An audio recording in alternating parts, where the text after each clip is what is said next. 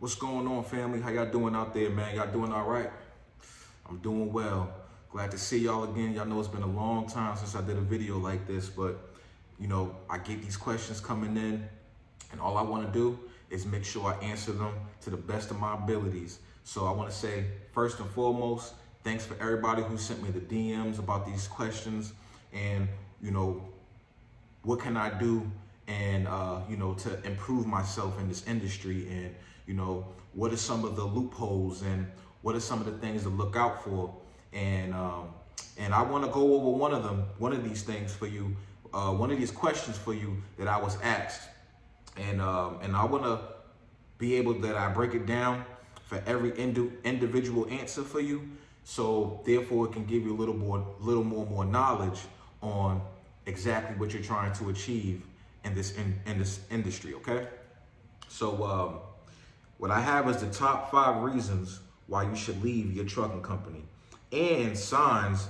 they are going bankrupt. Okay, this is a good one right here. Okay, and I posted this on my Instagram, so therefore I can get some people to give me some reasons on why you left your company. Right, a lot of truckers, they left companies for reasons, and if I can consolidate all that and be able to put it on a platform where it can be answered, it can save you a lot of time and a lot of money. Okay, so we're gonna go with number 1. Okay, not getting paid for actual miles and not being paid on time. This is a big one, guys. Okay, when you get your check, you need to make sure that you are getting paid for those exact miles you're doing. I know sometimes when you get paid, you just look at the dollar sign and then you leave it alone. You need to micromanage exactly how much you're getting paid, because that is a true sign, right, that something's being wrong. And then normally you can call your payroll and they'll get it fixed right away. But sometimes they're banking on that you don't do that. They're banking on that you don't do your research when you look at your check and really micromanage and find out what's missing. I don't care if it's $2, I don't care if it's $1. You need to do the math on your miles. And you need to do the math on how much you're getting paid for those miles, your deadhead and your loaded miles. And then you need to figure out, after state and federal tax come out, you know how much that comes out, right? You need to be precise and be accurate on the exact amount that's coming out and how much you should be getting. Okay, so remember that it be the little things like that they're hoping that you don't pay attention to. Okay, this is how they make their money. The only reason why these companies do this, especially these big companies do this, is because it's a way for them to save money. But who really needs the money? You. So that being said, are they treating you with value, right? Leave, you gotta go. Okay. The next one is not getting paid at least $1,500 a week. I'm sorry, guys. If you're not making at least $1,500 a week for the company you're driving for, it's time to leave. I mean, you're risking your life out here every day. You're sacrificing your life, your time, the time you could have been hanging with your family, the time you could have been out doing other businesses.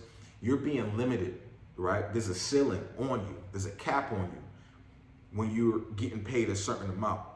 And you're putting all your time and effort and your energy into this job, and you're not even getting $1,500 a week at least. That's the minimum. There's trucking companies out there paying $18. There's truck companies out there paying $16. There's trucking companies out there paying $2,000. There's drivers out there literally making $800 a week. Now, I get it if you just got your CDL. We all have to go through that. When I first got my CDL, I was making less than $1,000. I get that. But I'm talking to the guys who at least has a year underneath their belt. If you have at least a year underneath your belt, there's no excuse. You shouldn't be there. It's time to go, okay? Know that you're valuable, okay? Because if you don't know that you're valuable, somebody will place value on you. I'm gonna say that again. If you don't know your value, somebody will place value on you, okay? So that's a little gem right there for you, man, and keep that with you. Wherever you go, no matter what company you go to, understand your value. You know that you're a smart driver. You know that you're a safe driver, right? Prove that to them. And you do that by figuring out the company you want to go to, letting them know that you have a great background, right? You don't get DUIs, you don't get speeding tickets, you don't get into too many accidents. That's your leverage. Use it, okay? Force dispatching you in harmful environments. Listen, I know a lot of companies, they will force you to go. They know a tornado is getting ready to hit in Tulsa. They know a tornado is about to hit in Dallas or wherever. And they will still send you a load there. Come on, guys. Pay attention to that. You need to leave that company because they don't care about your safety. Or they're expecting you to watch the forecast. And now, me personally, I recommend all drivers to do that anyways. You should always be paying attention to the forecast. But if a company, because company knows the forecast too, because where they're going with these loads, they need to make sure that they're safe. So they know the forecast as well. Matter of fact, they know it probably more than half these other companies out here, like regular companies. They don't care too much about the forecast like that, right? But trucking companies definitely care about that forecast because they need to make sure if their load is going to be able to get there or not. So by me saying that, if they sending you to a place and they know it's a hurricane about to hit, they know that it's a tough environment out there, right? Or there's a lot of gang violence or whatever that environment, harmful environment is, and they're willing to force you to load there, opposed to you saying, you know what, I don't want to go there. And they want to fire you or threaten your job because you refuse a load, you need to leave. Okay? Get up out of there. Okay? They don't know your value. You get what I'm saying? They don't know that you're smart. They don't know that you put your life ahead of a load, right? So pay attention to these little things, okay? What I'm breaking down is these little small details that they're not going to tell you about. But you need to be aware of this so you can leave, so you can save your time, your money, and your efforts, okay? You need to be out here being able to perform at your top, highest level. And you cannot do that if you have all these little things picking at you, okay? So remember that, okay? The next one is not being able to bypass way stations. This is a big one. If your company is not allowing you to bypass way stations, right, with the ease pass bypass on your windshield, that's a red flag. It's a red flag because that means that their CSA points is not that much of a good standing. Okay, if that's the case, it's slowing you down, especially if there's a long line, almost 50 trucks ahead of you, and if you bypass it, next thing you know, you get a freaking a ticket in the mail. Think about that. That's messing up you because you decided to bypass it, and the way station was clearly telling you to go in. Understand this: if you don't have that bypass, right, best believe your company is not doing that well, and that's a sure sign that they owe a tremendous amount of fees. Right?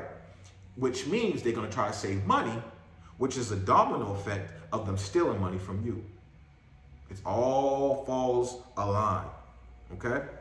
So pay attention to that. If you're going down the highway, you're not bypassing them way stations like you normally used to do, that's a red flag. Okay? And here's another one. Not getting frequent freight. When you first came to your company, you was as a solo driver, by the way, okay? We're talking about solo driving. If you're having a lot of downtime, that's a problem. I'm sorry. There's no way that you should be having downtime. The only reason why you're having downtime is because the company you drive for is being outbid by another company. Probably because their CSA points is in good standing. They're getting loads on time.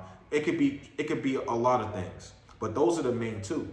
So if your loads is not as frequent as it should, best believe you need to leave.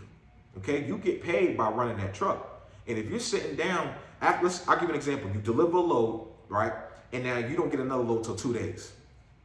2 days, to be honest with you, 1 day is a lot. After you deliver, you done did your whole sleeper berth 10-hour reset, you should have a load right after that 10 hours. If you don't have a load after that 10 hours, that's a red flag. It's time for you to leave. See, a lot of people don't pick up on these things. They think this is normal. This is not normal in this industry at all. There's millions of freight that is being shipped every day. Don't ever let a company tell you we don't have enough this to move this and we don't have enough this to. That's all bull crap. Okay? And I'm gonna give you a bonus. So that was the top 5, and I'm just gonna throw a bonus in there on there for you guys. Okay? Not getting home for your time off. That's a big one. Okay? If you're getting these loads on time, you're delivering on time, you're picking up on time, you're doing everything for this company on time, you're helping out them. But when it's time to help out you, because you need to be home for a birthday celebration, you need to be home for a wedding, you need to be home because you have a doctor's appointment, and you're not able to get there because they talking about we ain't got the load, especially if you put your time off at least a week in advance. Listen, if it's one thing I'm big on getting home. If I tell them I need to be home at a certain date and I'm not there, I'm ready to leave right then and there. Because that is the most important thing, especially when you have kids, especially when you have family, right? You need to be able to be home, and they're not respecting that. Trust and believe there's a load. I was in a situation, right, when I first started. There was 3 truckers that for my company, CRST, there was 3 of us. We delivered at a Cisco. I was talking to the drivers when we got outside the truck. One of the drivers, he'd been there for 30 years. Another driver, he'd been there for 10 years. Another driver, I think he'd been there for like 3 or 4 years. I was the only one that only been there for a year. Do you know that when we was out there talking on who getting another load and where's it going, and I told them I need to be home. And they was like, yo, where's your home at? I said, my home is in Atlanta. The one who did 30 years for the company, he gonna tell me, yeah, they just gave me a load to Atlanta. And I'm like, that's crazy. I said, you got time off in Atlanta? He said, no, they just gave it to me. So I called the company up. I wasn't ratting and I wasn't snitching, but I called the company up and I said, hey, you told me that y'all don't got no loads to Atlanta. You know what I'm saying? And so what's going on? Like, I'm hearing out here that there's loads being delivered to Atlanta. So what's going on out here? They telling me, oh no, we can't move any loads right now. It's getting slow right now. Can you believe that? But the guy who was here for 30 years got that load to Atlanta. So what does that tell you? That tell you that they pick and choose who they want to send these loads to. Now, yes, he'd been here for a while. I get that. But at the same time, he didn't have his time off request in. And on top of that, he doesn't even live in Atlanta. So why didn't they give me that load? They didn't value me. And now that's why I didn't get upset. So I stayed that day. I waited till the next day. I got up and I already made my decision. I said, I'm out of here. Now, a lot of people are not in position to do that, but you have to understand what's more valuable to you. You get what I'm saying? Time and money will always go into what you value. Don't you ever forget that. Time and money goes, I don't care what it is. If you put time into it, you must value it. If you spend money on it, you must value it. Because if you don't, you might as well throw money in the sky and just give it away, right? Just give it to everybody if you don't value it, right? And I guarantee you what's going to happen. You're going to be broke. Time and money goes into, if you value it, you put time and you put money into it. I value my time and I value my money. So what did I do? I left. I don't care about this, that, and the third, or not having a job and all this stuff. Listen, if you have a CDO, you will always have a job. Don't you ever forget that too as a driver. You will always have a job. Just make sure that you keep it clean. Keep your CDO clean. You know what I'm saying? Stay away from DUIs. Even when you get back home and you in your car, stay away from them DUIs because that will reflect on your license. Okay? Keep that in mind. Nobody has power over you but God. And you need to move that way. Okay? So this is why I'm very passionate about this one, because I'm big on time off. To be honest with you, once you put your time off in, let's say you put your time off in for the 10th, you need to be home on the 9th. That's how companies should operate. It shouldn't be you home on the 11th and you home on the 12th. They're not respecting your time. They're not respecting you. Okay? So here you go. There you go, guys. That's the top 5 plus a bonus for you. Like, comment, show me your concerns. Let me know if you like this video. And hopefully I can keep doing more like this for you and helping you guys out so you guys can be out there achieving and chasing the dream you want to obtain. All right, guys. Love, peace. Let's get it.